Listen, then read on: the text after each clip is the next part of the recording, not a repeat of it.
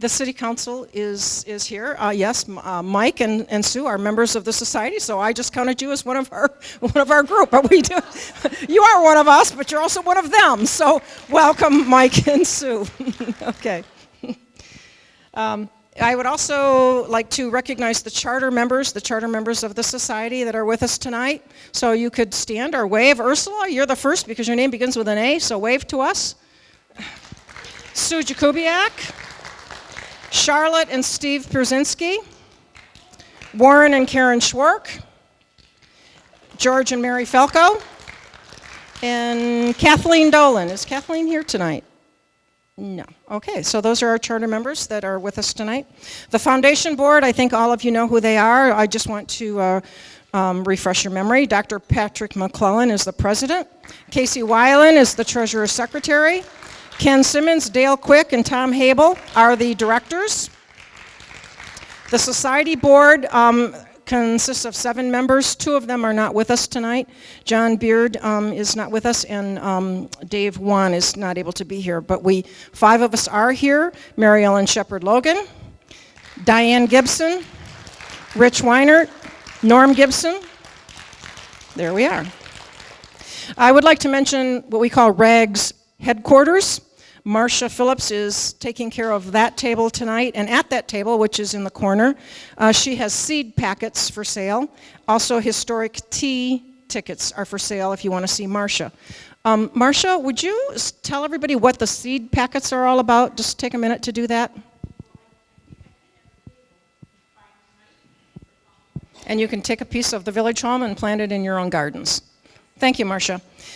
Your agenda indicates that Georgetown Entertainment would be here tonight to play music for us, but at the last minute, George Frank had to be hospitalized. He's doing okay now, but he was unable to be with us this evening.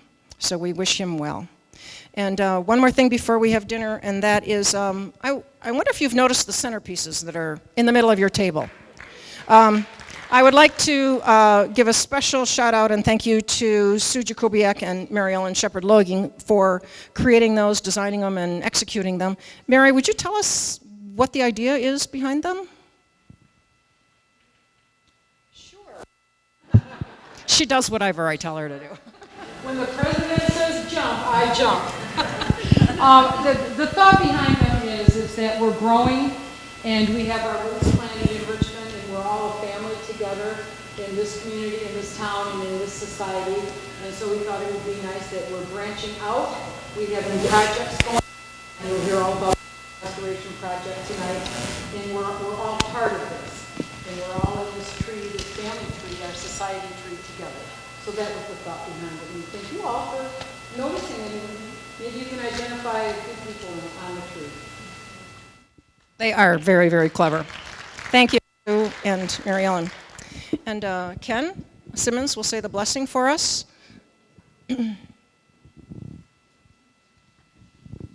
Thank you. Please bow your heads. Heavenly Father, we thank and praise you for all the blessings you bestow upon us. Time passes and things change. We no longer live in a one-room cabin or go to school in a one-room schoolhouse. We no longer have to cut ice out of a pond for refrigeration, and the train is no longer our fastest means of transportation. We have moved on from an agricultural community to a bedroom community, but we preserve our history so that future generations will know and appreciate the sacrifices of our forefathers, those who pioneered the wilderness, cleared and farmed the land, raised families, built businesses, fought the wars, and persevered to provide us with our heritage. We thank you that you have given us, and we share, a sense of community, a sense of history, an appreciation for both, and a desire to preserve those artifacts, memories, and experiences of our past for generations to come. We thank you for those who began the society, those who support it now through their dedication, donations, talents, and time, and those whom we trust you will provide to continue this labor in the future. We ask that you bless this gathering, that those present will be both informed about the accomplishments of the last year and inspired to support the society in the years to come. Finally, we ask for your blessing on all those present, the food that has been prepared for this evening's meeting, and on those who have prepared it. May all know and appreciate your wonderful bounty. In Jesus' name we pray. I would like Amen. to call the annual dinner meeting for the Historical Society to order. And our first item is to say the Pledge of Allegiance. Would you please stand?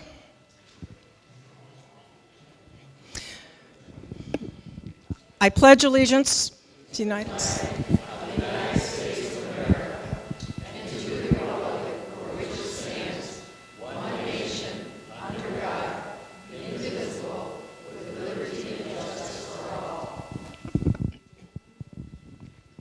Okay, thank you.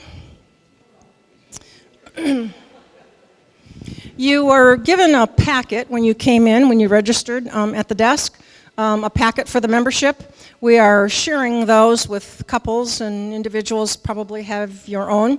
In that packet, at the beginning is the agenda for this evening, and then immediately following that are the minutes from last year's annual meeting.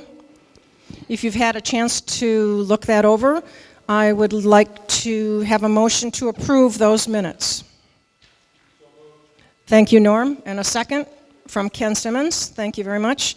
Is there any discussion on that, on those minutes?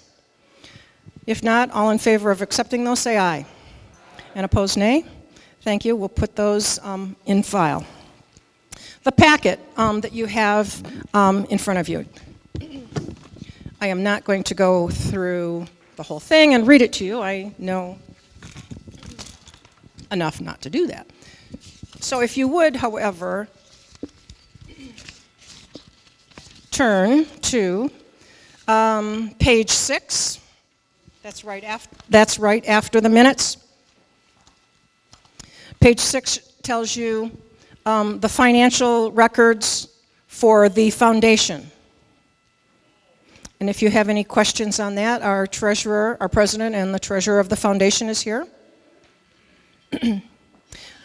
On the next page, you see the income and the expenses for the society. So that's just to give you an idea where our money comes from and where it goes. On page 8, you'll see the boards. We'll be voting on those in just a moment.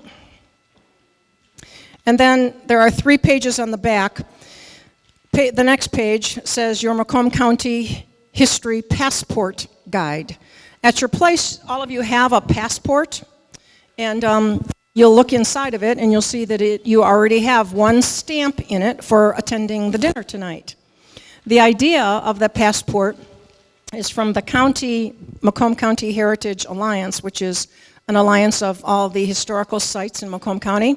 And the idea is to promote those sites with the people in the county. So if you take that passport with you to any of the sites in the county, get the stamp, and all you need is 7 stamps, you'll have a free meal at a Culver's restaurant. So that's explained on that next page, but I just want all of you to know that as a prize for coming tonight, you have your first stamp. So you have your passport and your first stamp.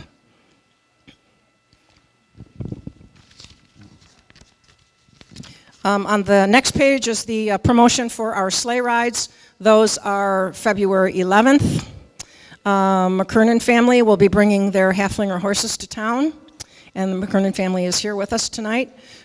Jim and Ron and Nancy, and those are grandsons that are with you. Is that right? Yeah. So they will be at the village again this year for the sleigh rides. And the last page is about the tea. The historic tea, is one of our major fundraisers. That is March 10th this year. We have some tickets left. Marcia is selling those. You can see her afterwards, or you can see me, and we can make arrangements to get tickets to you. One thing I'd like to mention about the tea, as part of the tea, we have a raffle, and Susan Foster has organized that for us for the last few years, and it makes a lot of money for us. She had asked me to ask you if any of you have donations for the raffle, please see me or see Susan. She will make the baskets, so we're looking for items to put in those baskets. Susan, do you want to mention a couple of things that might give them some ideas? We're open to everything. I'd like to do a lobster basket. If anybody knows where we can get live lobsters, there's kind of one of the gift baskets or anything antiques. Bowls, China has been popular. Handmade things is always popular. So we're open to all kinds of ideas. Wine baskets. Wine is always popular.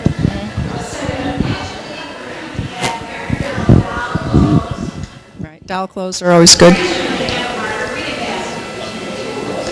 So if you can make a donation to that, we would appreciate it. Or if you don't know what to give for a donation, I'm sure if you want to donate a little bit of money, Susan can do some shopping and buy some things for those baskets as well. So that's what's in your packet. If you have any questions on anything that's in there, please see me about it. Okay? And our next item on the agenda is our keynote speaker.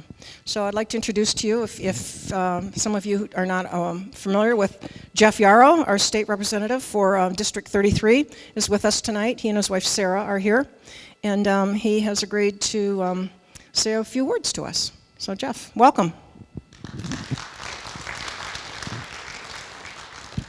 Thank you.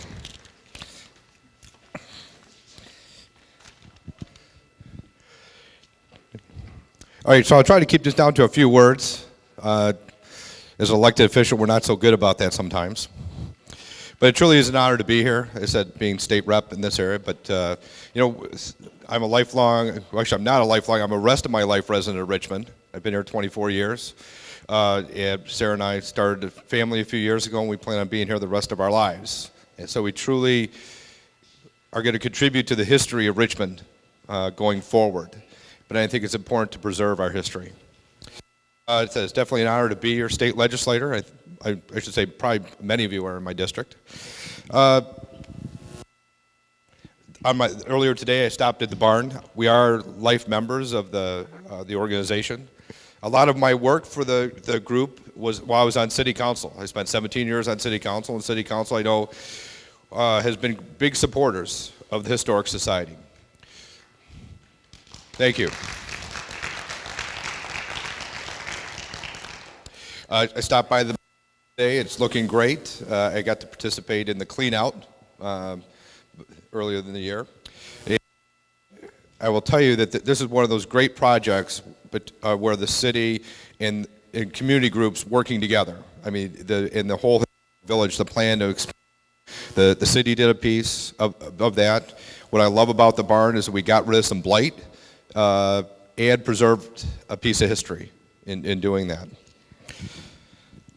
I'm going to tell you a little bit of, it's completely an honor to serve and represent you. One of the things that one of the greatest pieces I really love about working in Lansing is going to my office, going to my desk, because our state capitol being a natural historic site, it was dedicated in 1879. You know, they actually considered demolishing it at one point. It got to so disrepair, and I'm glad they didn't, because it's so important to preserve our history, because our history is a foundation for our society. I would not want, and we're still preserving that building. We have a large preservation project that's going on right now to protect the building, and it maintains that consistency in our culture. You know, it's interesting, that building was built for $1.2 million. Can you imagine that history? And so many of the things were done economically, because when it was done, the state didn't have a lot of money. So and I hope all of you have had a chance to come up to the Capitol and walk around and see this piece of history. Something you might notice is the wood that looks like oak is actually pine. It was actually cheaper to buy pine and paint it to look like oak. The marble columns aren't actually marble. They're actually cast iron and painted to look like marble. So very fiscally responsible in 1879. We're trying to keep up with that theme. Sometimes we're not the best about it. You know, one of the things, the other pieces that I really appreciate is our desks are the same desks from the beginning. Most of them are. I think some had to be added. But what's interesting is they had to put wood under all the desks because people were shorter in 1879. So they actually, all of our desks there's about 4 block that had to be picked up. People familiar with Senator Brandenburg? He's 6 foot something. He's taken us to the next level. Because he's so tall, they've had to put another set of blocks to get his desk up a little higher. You know, but when I sit at that desk, sometimes I think to myself when I'm in chambers, you know, my role to maintain continuous governance for our citizens. Now, I serve in the 99th legislature. I have a lot of work to do, so I'm hoping to be in the 100th and the 101st legislature. But after that, somebody else will, whenever my term ends, somebody else will come in and come into that desk and continue that. I'm part of a chain of taking care of our citizens. Just some little tidbits. I'm sure you want to hear about the historic tax credit. You probably want some information on that. You know, the historic tax credit was repealed in 2012. There is 2 bills on that. House Bill 5178, which was just introduced, I think, in October, and Senate Bill 469, which actually passed the Senate, is in the House. They're both sitting in tax policy right now. I'm not sure how that's, if they're moving at this point. That's just where I noticed it at this going on. You know, Sarah and I, we love history, and particularly government history. So this summer we went to Philadelphia, to Independence Hall, and it was just incredible to be where this all started, where our founders put all this together. To make this a great country. You know, we talk about history. You know, part of history is understanding where we came from so we know where we're going. And sometimes we go back to history to see why are we doing what we're doing. So I'll give you a little tidbit that I've found. You know, for many years I kind of wondered why Michigan has 2 chambers. And because, you know, Congress, for you history buffs know that we have 2 chambers in Congress, the Senate and the House of Representatives. It was called the Great Compromise to balance the big and little states. When I was in Lansing, said, why do we have 2 chambers? So we researched it, and what we found, the writings of the time, that this was a great wilderness when we formed our Constitution, and they didn't debate it. They just did what Congress was. And there's really actually no reason for it. So just a little tidbit, it costs $50 million a year to run the Senate, $69 million to run the House, and frankly it costs us, so basically the tradition of having 2 chambers costs the taxpayers $50 million a year. So some traditions maybe we should let go of. So I did a tribute, if the president would come up.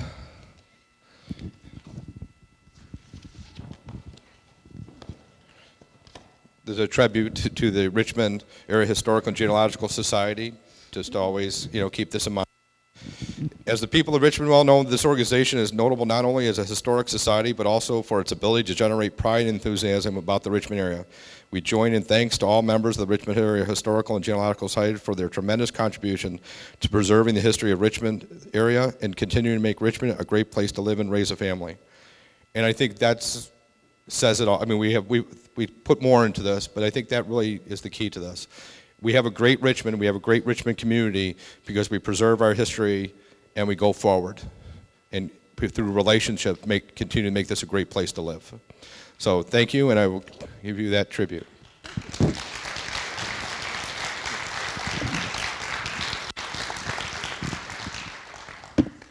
Thank you, Jeff. It really was nice to see Jeff help the guys clean out the barn last February. It was a very nasty, rainy, and cold day, and I think you might actually maybe see a picture of Jeff doing that maybe a little bit later in the evening. But it was great to have you there to help us, and I want to reiterate what he was saying, what Jeff was saying about the city of Richmond. We wouldn't be where we are today without their help and without their support and without their backing. They've been a tremendous help to us. So thank you very much. And Mary Gislander is going to conduct the voting for us tonight. So she has instructions for you. Mary? Thank you very much. Good evening, everyone. I just love coming to our annual meetings, especially since I get to do this. But anyway, we're voting on the Board of Directors positions for 2018. If you would like to turn to page 10 in your packet that was given to you, there you'll find the proposed boards for 2018. We must vote for the officers of the society and the foundation. All the current officers for both boards have agreed to serve for another one-year term. There is one directorship open for the society. Dave Wan has agreed to serve another 3-year term if he is elected. There is one directorship open for the foundation. Dale Quick has agreed to serve another 3 years if he is elected.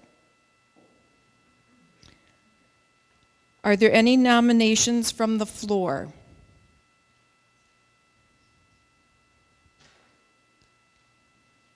If not, nominations are closed. We will be voting by acclamation or unanimous consent.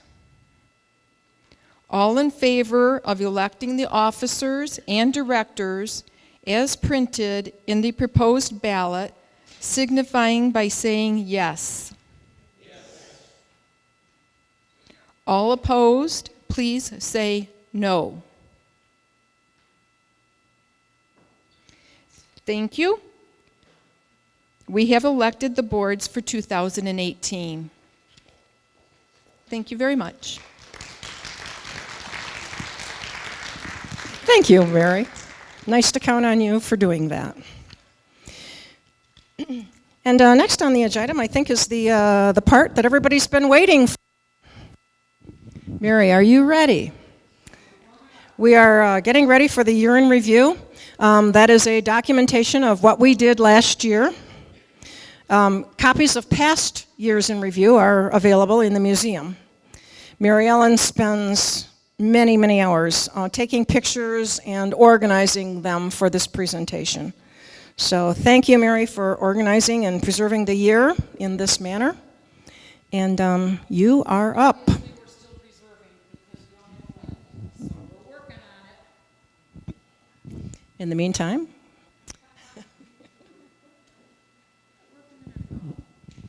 this has been a terrible week for technology for Mary and for me as well. Hours on the phone with Apple and hours on the phone with each other, but I think we have it.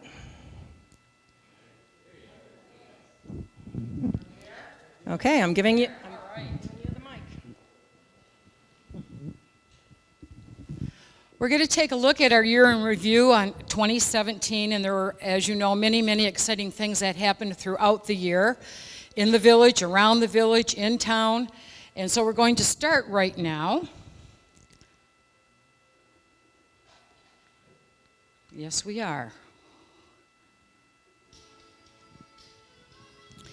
And before we get into all the many events and programs that we had, we're going to take a minute and think about those friends and members that we lost during the year. Ed Donnelly, Marilyn Gravlin, Ed Holmberg, Dick Huvar, David Shenburn, and Jackie Stevenson.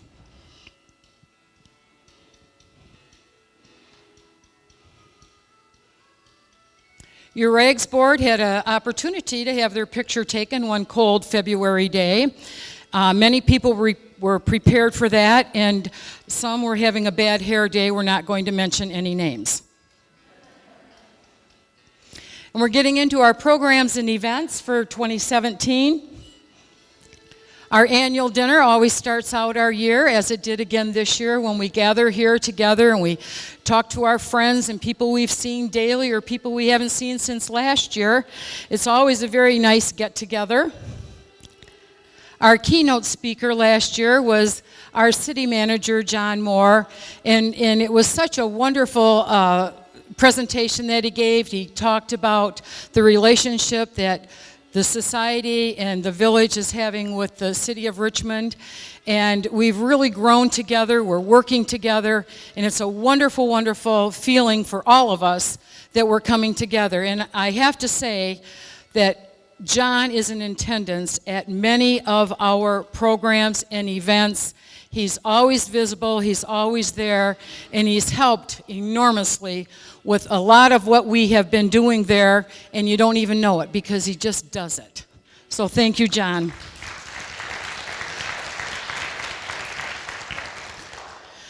Our society president, Christine Rowley, gave the state of the society, and she'll be doing that again this year. And foundation board, Dr. Patrick McClellan will talk about the state of the foundation. And of course, Tom Habel sells his 50-50 raffle tickets every year, and he had a little sidekick with him this year, Doug Logan. So I know there's a few of you out there that haven't got those tickets yet. If you don't buy a ticket, you can't win. So go get an armful if you haven't yet. There's still time. In February, of course, brings our winter festival to town, and we always coordinate that with the winter festival that's happening in Richmond. Again, city events and RAHGS events.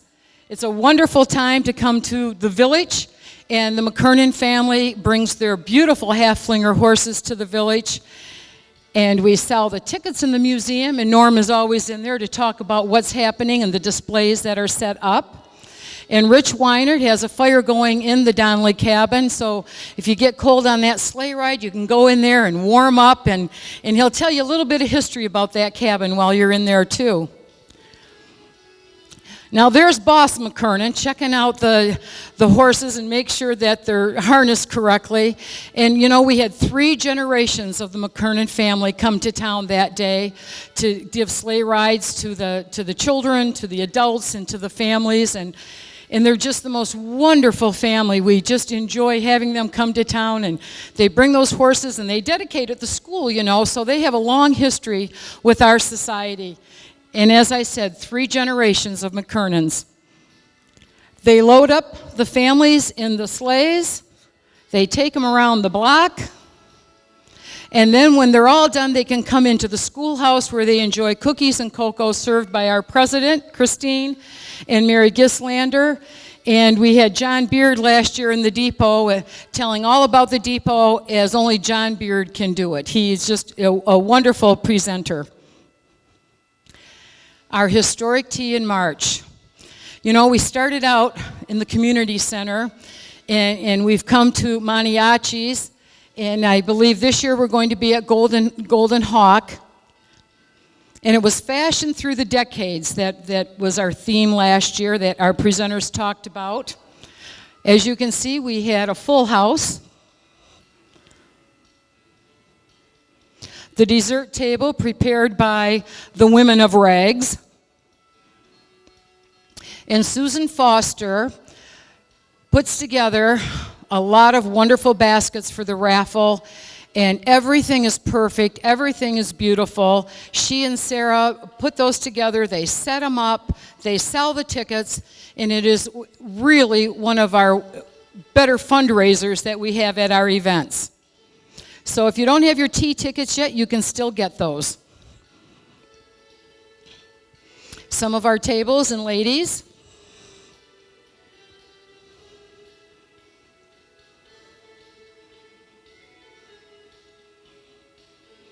And you'll notice that our tea is open to everyone from young to, shall I say, mature.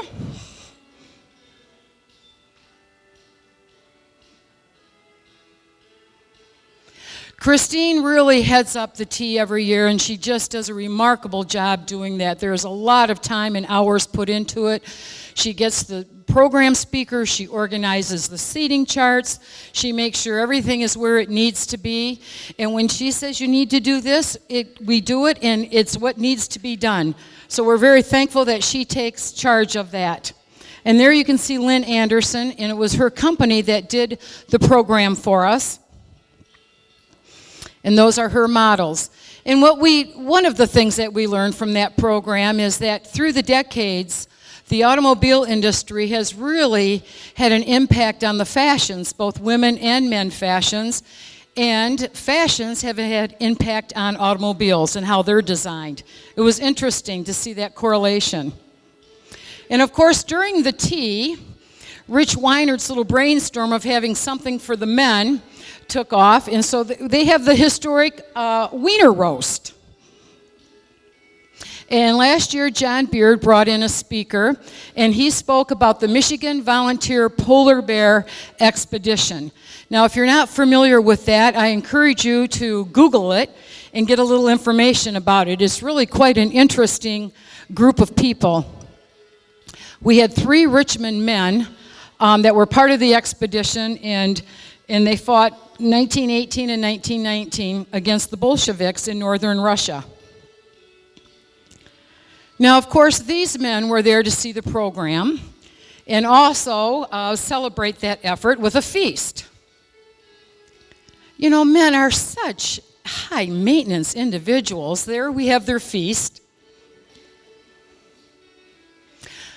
We started off our year with a wonderful program by Al Collins. He brought in all of his treasures and shared those with us and told us the history of cameras and tintypes and artifacts, as only Al can do in his most unique and lively way. And then in the spring, that village just starts popping with excitement when all the children come in from the Richmond and Armada schools. They go through the buildings, they listen to the docents, they go on little rides around, and they even attend school. We want to thank the docents that were there for these events: Jean Waterloo, John Beard, Norm Gibson, Diane Gibson, and Marcia Phillips.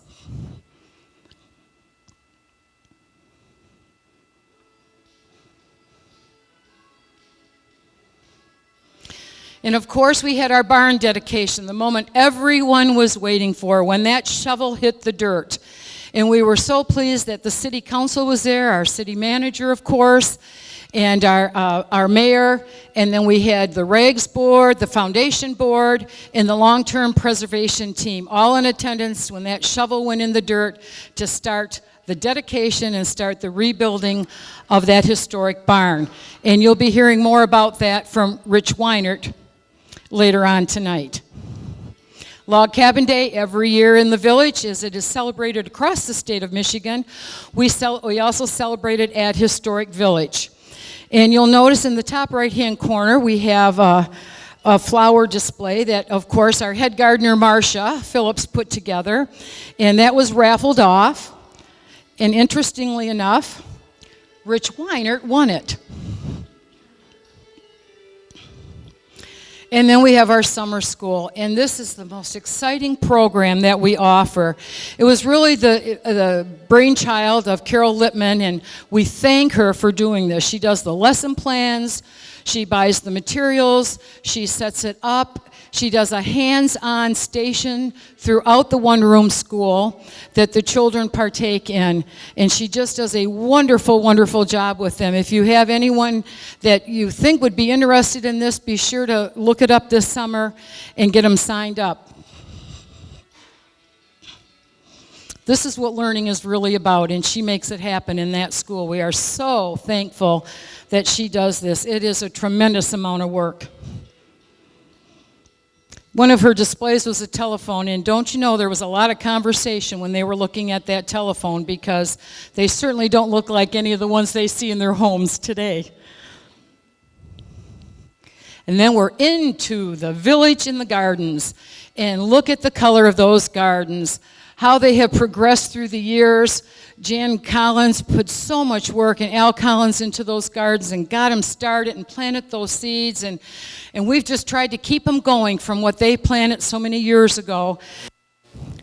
And we did our village walk through the gardens in the village in July, and you can see that Marcia Phillips and Chris Hench are set up there at the table where they were serving cold beverages, lemonade, and cookies.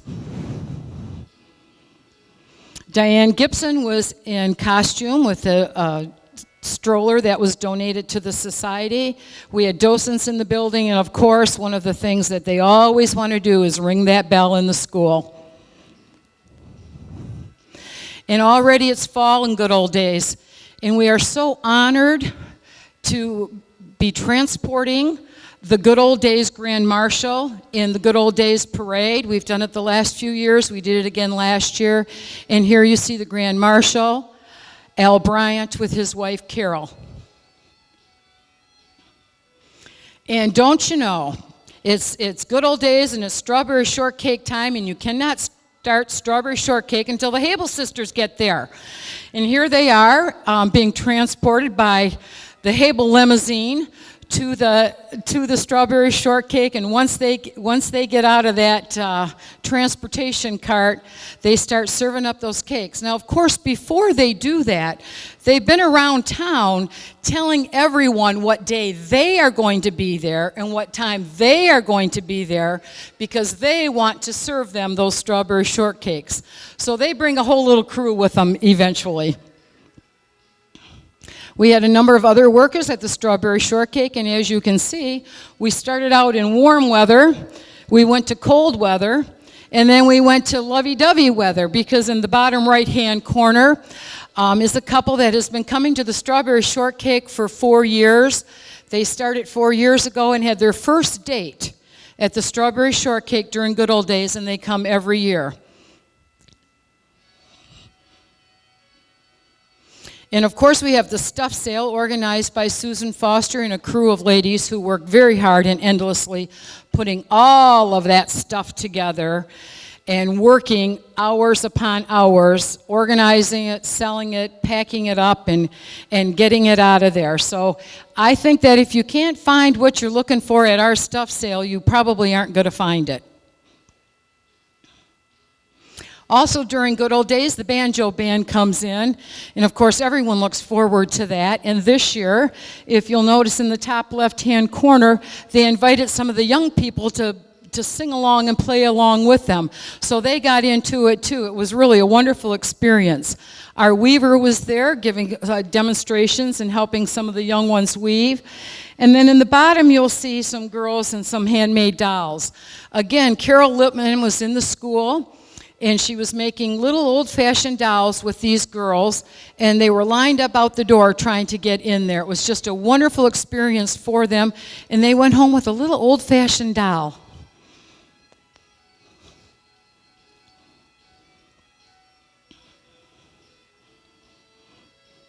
Bottom right-hand corner, you see RAHGS headquarters. This is where Tom Hable and President Christine Rowley would help people find what they were looking for. If you wanted to become a member, they were there ready to get you signed up. If you wanted to give a donation, which you know we can always use, they were there ready to help you out with that too. If you needed directions, they could help you with directions. And we had the Donnelly family reunion last year in the village. It was just a wonderful afternoon. It was a beautiful day. And as you can see in the picture, many Donnelly family members attended. We said, happy birthday to Larry. How old was Larry? Do you remember, Christine? Pardon me? His 80th birthday. So he celebrated his 80th birthday in the Donnelly cabin where he grew up as a young boy. They walked around the village, and I have to say, they were so excited and pleased by what they saw. They commented continually on how everything was so beautiful, so well taken care of, and they just beamed with pride that their cabin was restored and being loved at Historic Village.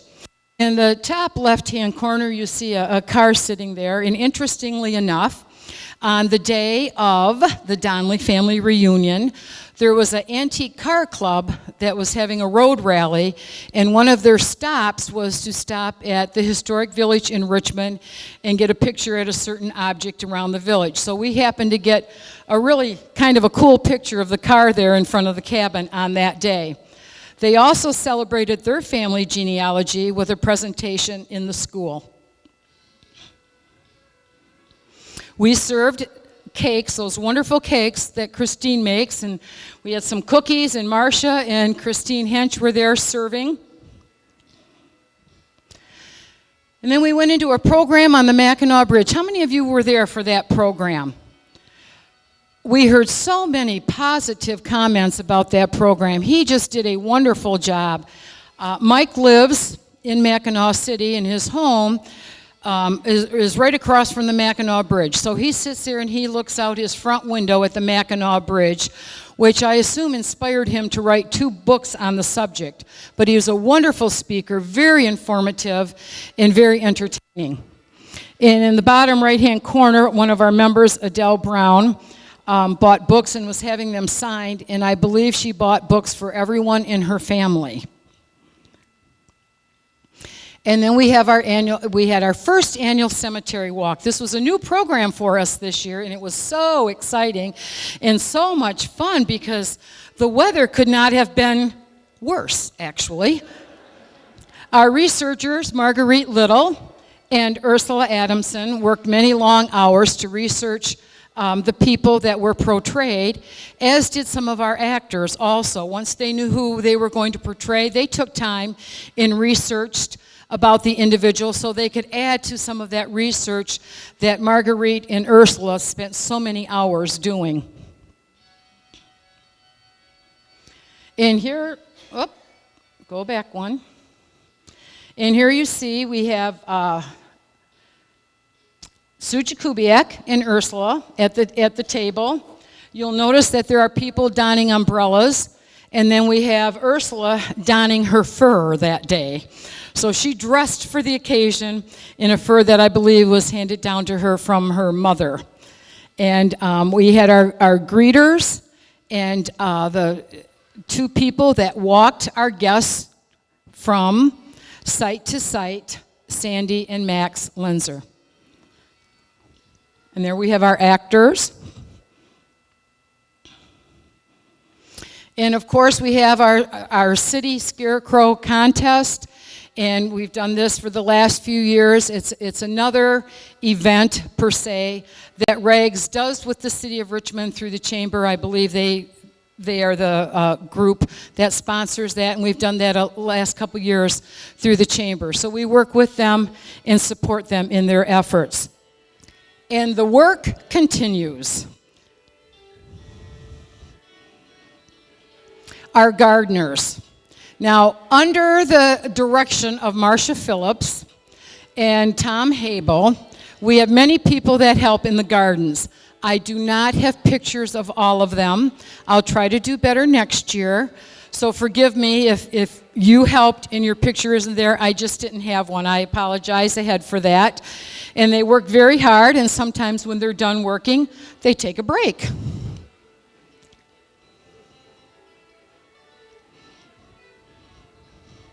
There isn't anything prettier in the summer than those gardens at the village.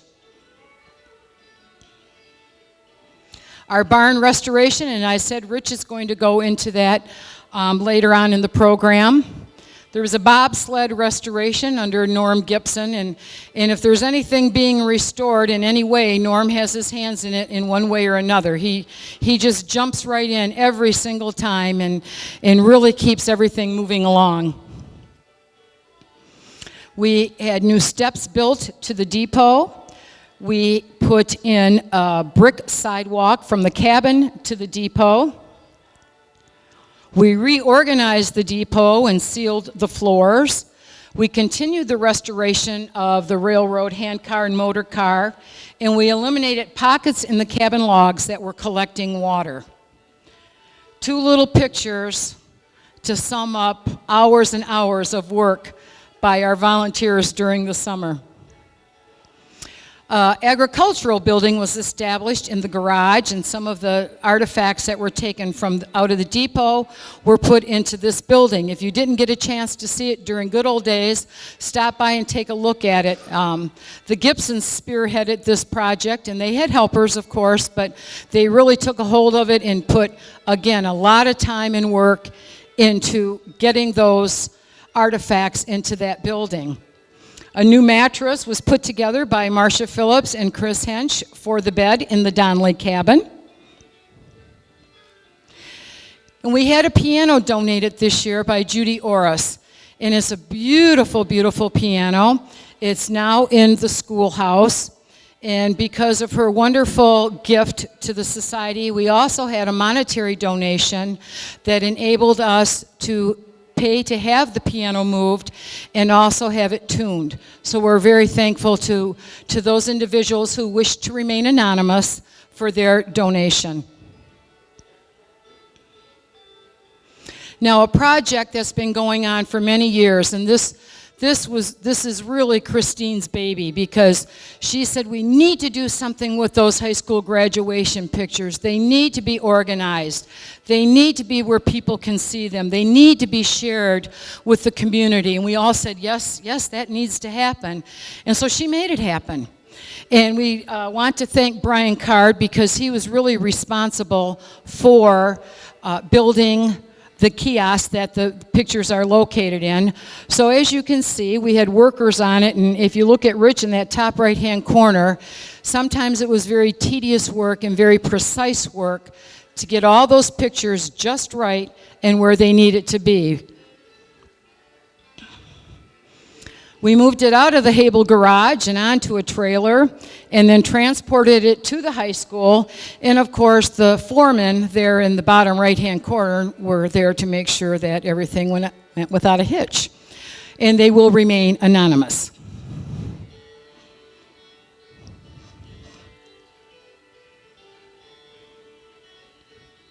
If you get a chance to stop by the high school and go into the auditorium there, that's where you'll find this beautiful display of graduation pictures. And there's our village.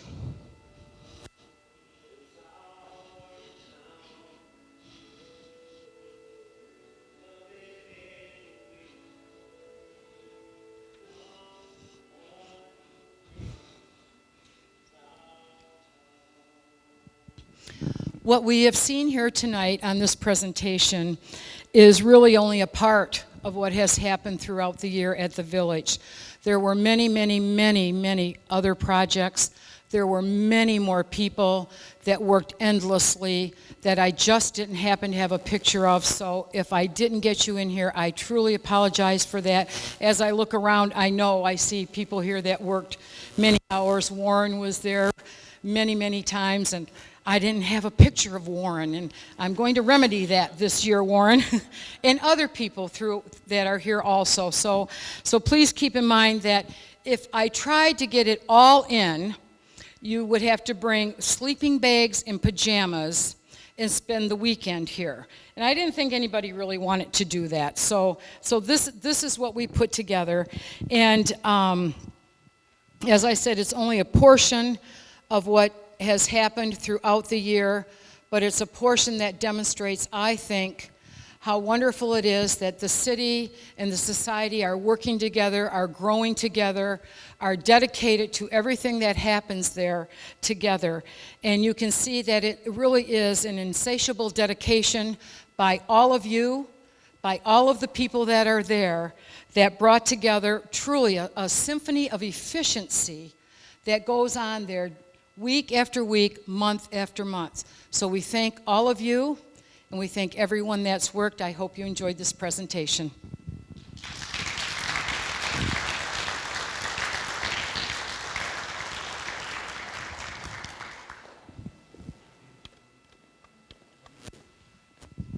Thank you, Mary. Rich is chair of the Long-Term Planning Committee, and with his leadership, we moved a barn this year. Show us all about it, Rich.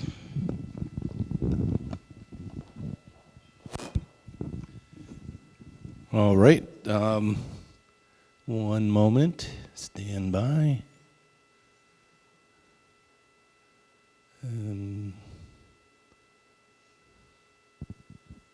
Let it brighten up a little bit. I'm going to get a stick over here. I brought a historic yardstick today. Donling Chevy Olds. Anybody remember that? The Shepherd one was only this long. No, I just thought I could use it to point. Maybe, yeah, oh, okay. So I got about 3 or 4 slides. And I just wanted to start with thanking all the volunteers who have worked on the historic barn project. We started about last February cleaning out the barn, and thank the Van Haverback family for donating the barn structure, and also thank the City of Richmond for the investment in the property and the support for the historic village expansion, and especially thank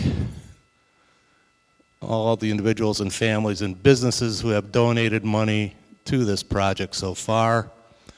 And a special thank you to the Eisenharts, who donated about 4 or 5 loads of sand to fill the foundation.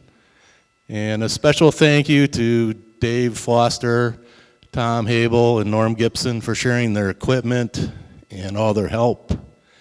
And finally, thank the Long-Term Preservation Committee, Norm Gibson, Tom Habel, Dave Foster, Doug Logan, and Warren Schwark. Oops. Here's a little update on our finances. That's where the yardstick really comes in. So we started with $80,000 from investments in the RAHGS accounts. The foundation, I think, put in $50,000. Society put in $30,000. So far, we've spent $61,667 with a balance of $18,000 in the account. We have outstanding estimated expenses when we complete the barn. The Miller Construction, that's the Amish construction company. We owe up to $9,000 to them once they complete it. We've added the expense of door track hardware, and there'll be electrical work done for $5,000. So we have about $15,000 more to spend, so there'll be a little bit of money left to hopefully paint the barn and do other things. So far, the barn fundraising has raised $8,628. Thank you very much. Whoops. And this is kind of shows where all the money was spent. The big ones were Miller Construction, $46,000 so far, and Davison Construction did the foundation and the block work.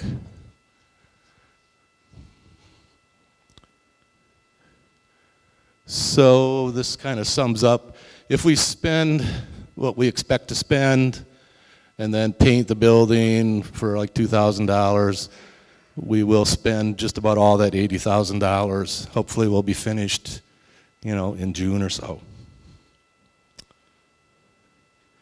And just one second, I have a short video to show you. Very short.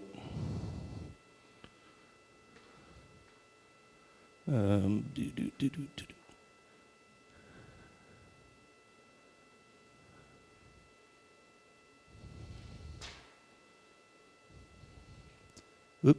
Dip, dip, dip, dip, dip, dip, dip. Let me start this again. Mary Ellen is so smooth, and I get up here and I screw it up all the time. All right.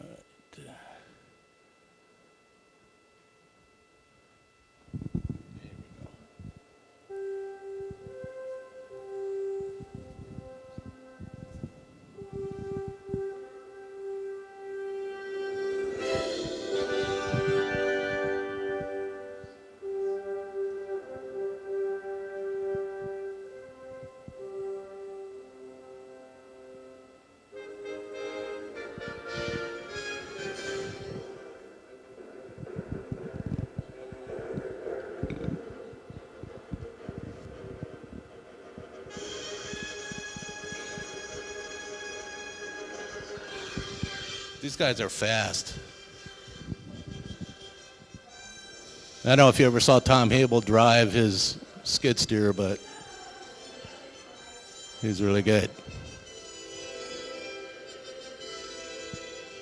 So we filled up 2 dumpsters, one 40-yard dumpster, one 30-yard dumpster, over 2 Saturday mornings.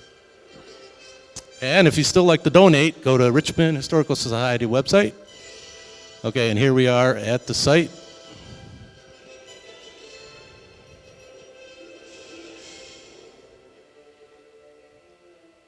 So things are moving along here. They're laying the base beams around the perimeter.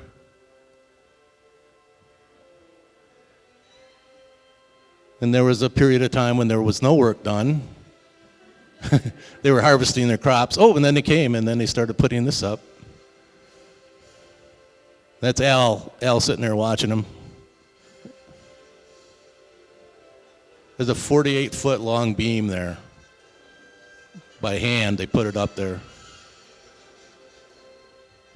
I would have helped these. Tom wanted to get up on top, but he didn't get up there, so.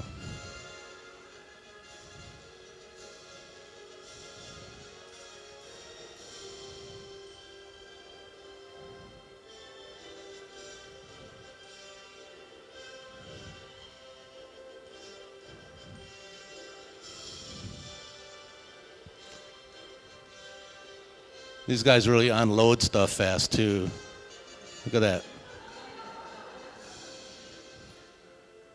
And we just got to finish this wall. If they could just finish this wall. Oh, they're working on the other end. Oh, there they go. Watch this guy nail. Wow. Look at him. Look at him. He's really fast. Look at that. That's like one day. Ooh.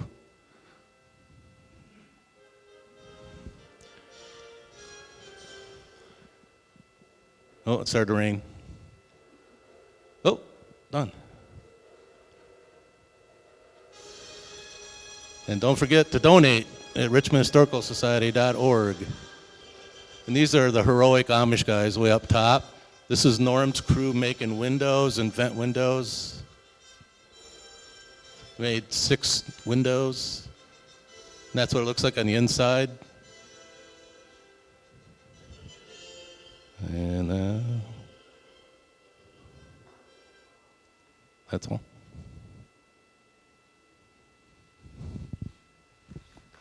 Any questions?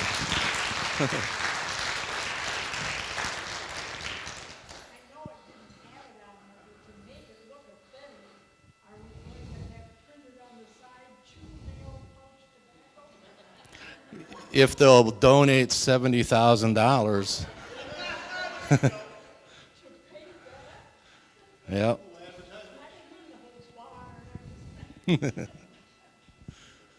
So thanks a lot for your support so far, and we'll be continuing on the barn as time goes by. So that's all I have. Thanks. Thank you, Rich. That was fun. Norm? Norm has a few projects he wants to tell us about, and we would like to hear.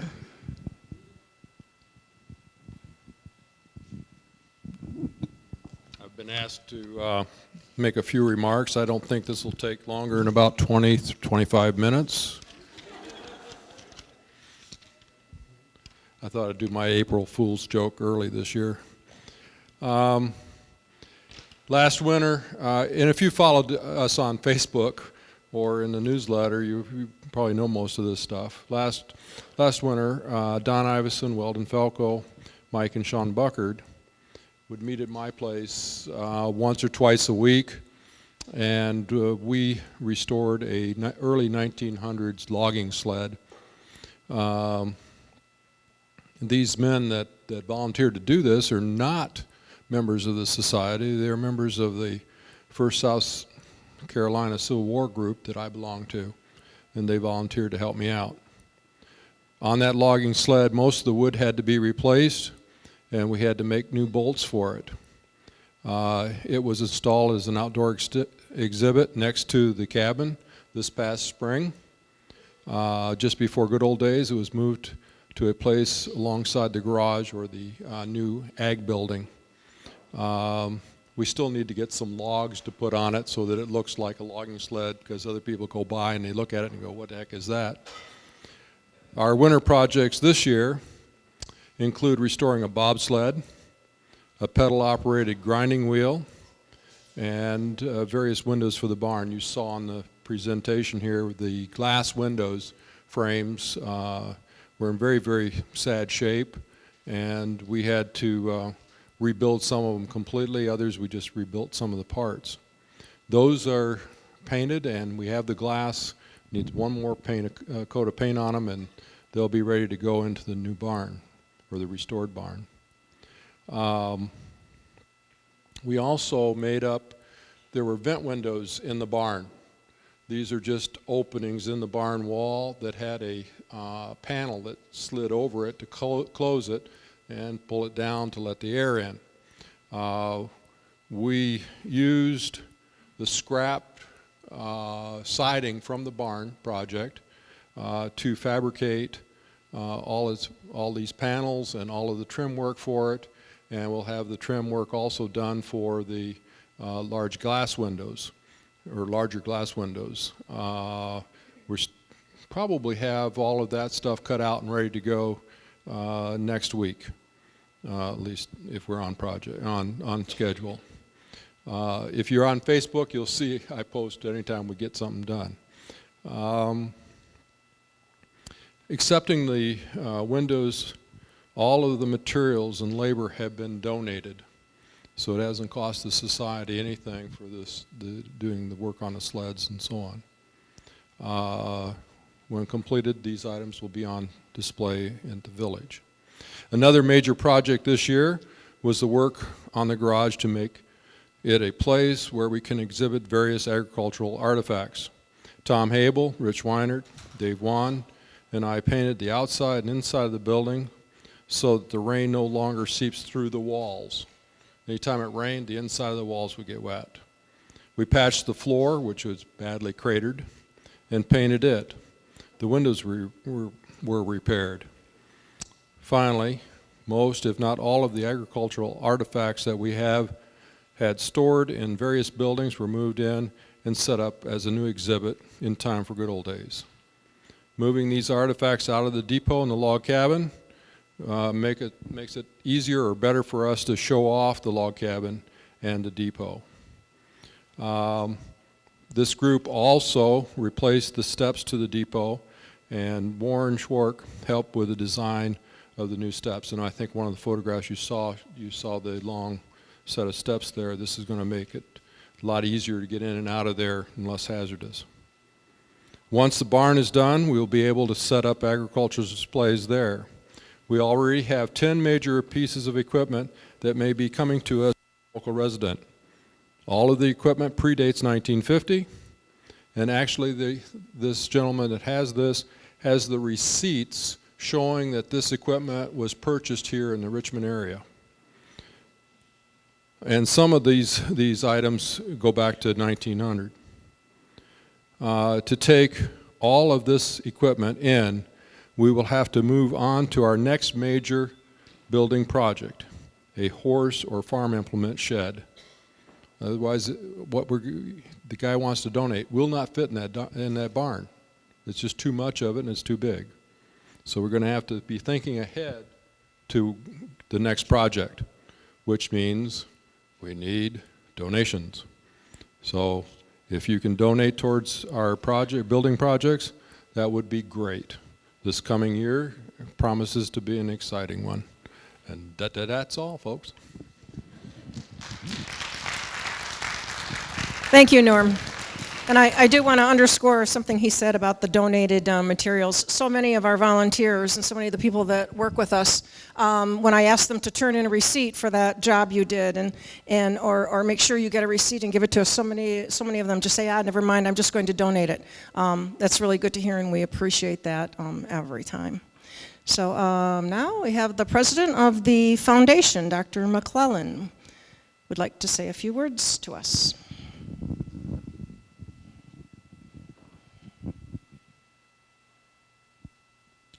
Mr. President. Thank you, Madam President. There are three things I wish to share with you this evening. First of all, there's been a paradigm shift in fundraising. I assumed that personal representation and presentation would be the most effective method of fundraising. It is not. Grants have become the method of choice. Richmond Area Genealogical and Historic Society needs a grant writer. We need a professional. we will likely need to spend money to get money. We are currently in search of a grant writer. If anyone knows a professional grant writer looking for work, we are in the market. My personal life has been impacted by a series of events, and I have not had the time to devote to this effort. Today, my wife and I, listened to an air compressor and nailing gun from dawn till when we left for this meeting. But there is light at the end of the tunnel for our residents. We hope by St. Patrick's Day to have our home restored to a habitable situation. One person I spent some time with who is knowledgeable in grant writing did inform me that a near finished project, as our barn is, might be a more suitable target for fundraising. We've used our own funds to date. We need to replace those funds so that we can continue the mission of the Historic Society. Thank you.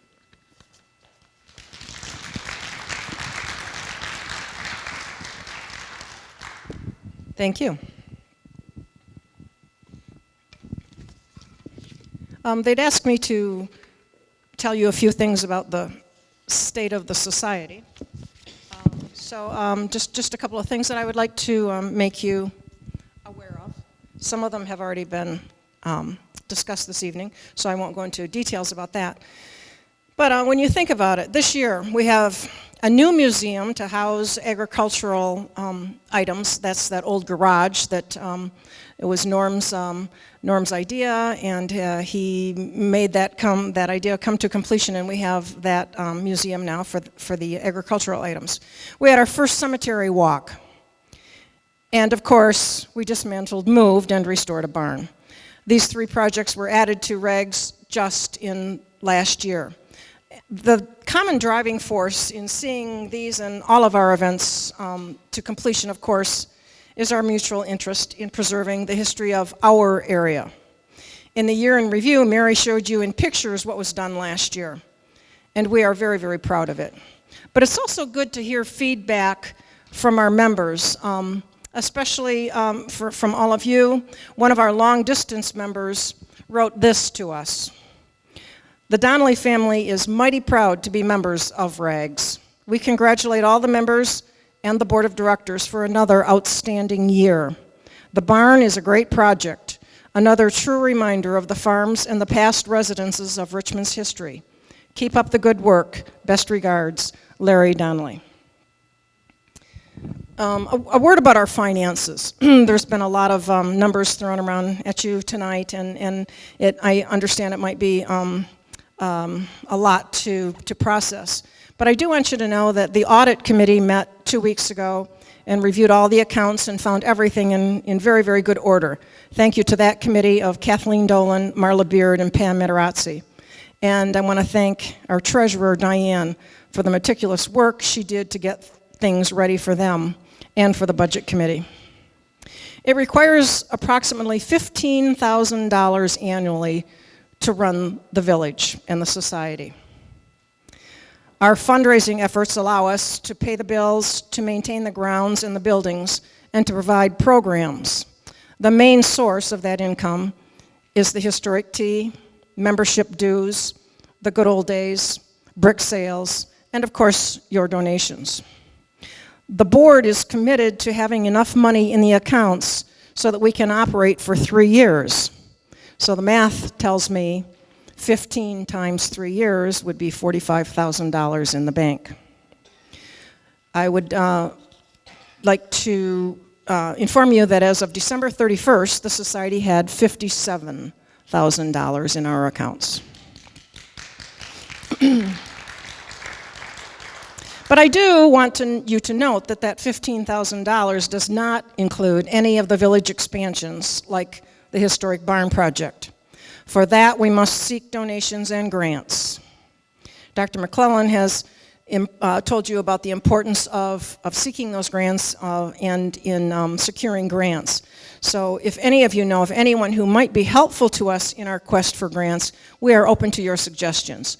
If you or anyone you know has worked on grants, if you might have names you might suggest to us, we would appreciate that greatly. I did have a couple of things to say about the barn account, but I think Rich has covered that.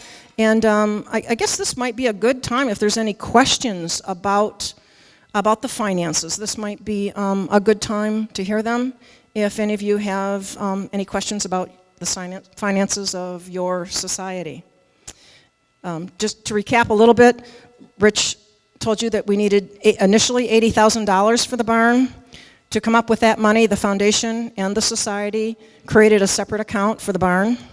And now that money is all spent except $9,000, which is earmarked for the last payment to the Amish people. So that is the $80,000 that we need to replace to the foundation and to the society, and we need to do that soon. Are there any questions about that? There is a section, before we leave, I'll ask for member comments for anything you want to talk about, but specifically finances now. Okay. I am inordinately proud of the way the historic village looks under Marcia's careful eye. Of course, her crew cheerfully does anything she asks them to do, from hauling dirt and raking and planting and weeding and skibbling, a word that most of us didn't know until a year or two ago. Marcia has a skibbler, and Rich is our champion skibbler, I think. So, or Dave Wan is too. The two of them are very good at that. So, if you want to know what that's all about, you can ask Marcia. So the crew, Marcia and her crew, have kept our gardens and grounds in a condition worthy of all the top honors. I'd like to thank the LTP committee for all the work that they've done. Those guys, Rich and Doug and Warren and Dave Foster and Norm and Tom Habel, these guys are always talking and thinking and planning for the future of the village. The society, the board, is a great group of people to work with. Mary Ellen is vice president, is the event planner extraordinaire. She also keeps all of the records of the donations and the memorials. Diane, as treasurer, is as precise and as efficient as anybody can be with the records. Her records are impeccable. Rich always knows what's to be done, and he does it pleasantly. He's the LTP chair, and he's an excellent cameraman, as you just saw. Norm is always thinking of projects for everyone, as you've observed, and he always takes those projects to completion. And he and Diane also oversee the acquisitions. John Beard, we value his input as a nonprofit expert. Dave Wan takes charge of Log Cabin Day, and he's always ready to help. Tom, although he's not officially a society board member, he is officially my husband. And it's reassuring to have him close by, especially with his skidster and the trailer loaded with power equipment, and I think everybody would agree to that. Separately and together, these are amazing and dedicated and congenial people. It is a pleasure to work with all of them. And in fact, sometimes they even make me look good. The Historical Society, I feel, adds a dimension to our town that is unique.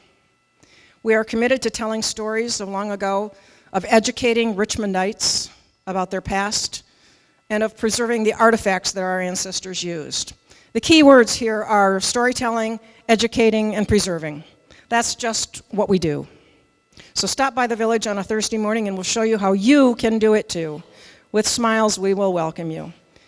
Thank you all for supporting the society with your time and your monetary donations. I hope that you will continue to do so. Thank you. We have the 50-50 raffle, or the 50, however Doug and Tom wanted to break it down. So we'll have that, and then member comments, and that would be it for the evening. Tom, what is the amount? I believe you're taking.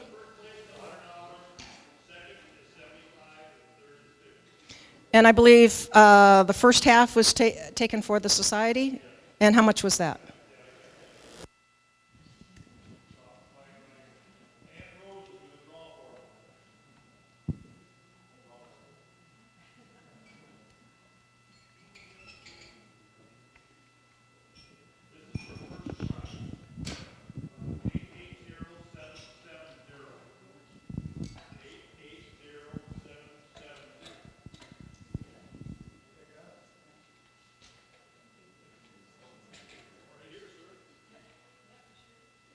Who has that? Oh. Congratulations, Mark. Mark Shaw.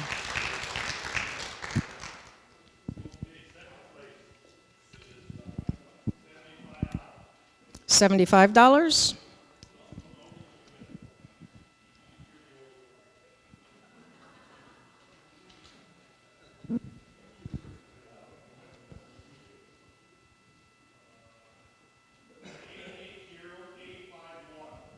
Eight.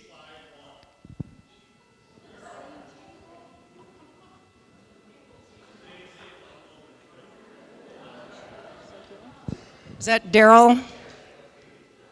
Daryl Hawes. Congratulations, Daryl.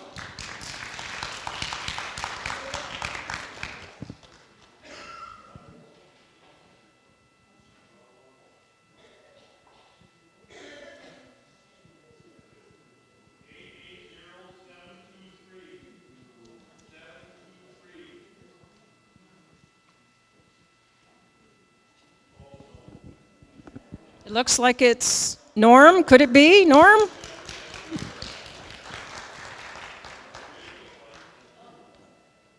Thank you, everyone, for donating to the 50/50 raffle. And this is the time for member comments. Open mic, as you might want to think of it. Anybody have anything that you'd like to question? George. Do you want the mic, George?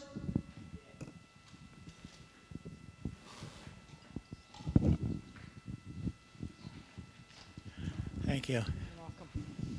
The mention of the tobacco sign brought back quite a nice memory. When I was at the store and Dick Huvar had his dealership across where Ace Hardware is now, I believe, and he moved down Bill's building, and every once in a while we would meet in the morning at Mickey's Pantry for breakfast. And we became friends, and the city used to have a really nice get-together of business people, merchants and that, and had a nice dinner. And a lot of us were there, and Dick was there with his crew from the automotive industry, automotive cars that he sold. And I went over and talked to him, and he says, you know, every morning I look out my bedroom window and see that school building and train depot. And we talked for a minute, and I said, you know, we have to paint that school building, the back of it, and we thought maybe we'd put Chew Redmond tobacco on it. And everybody laughed. And a few days later, we got a sizable check in the mail for a donation from Dick Huvar with a little note, please no Redmond tobacco sign.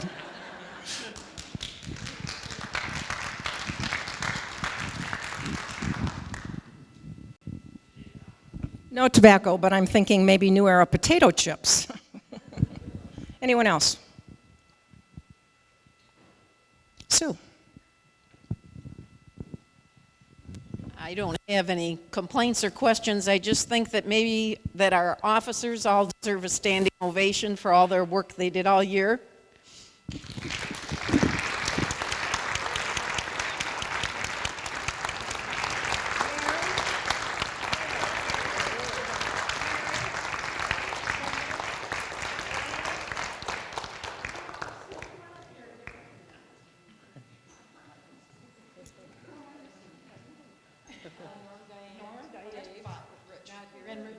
Rich?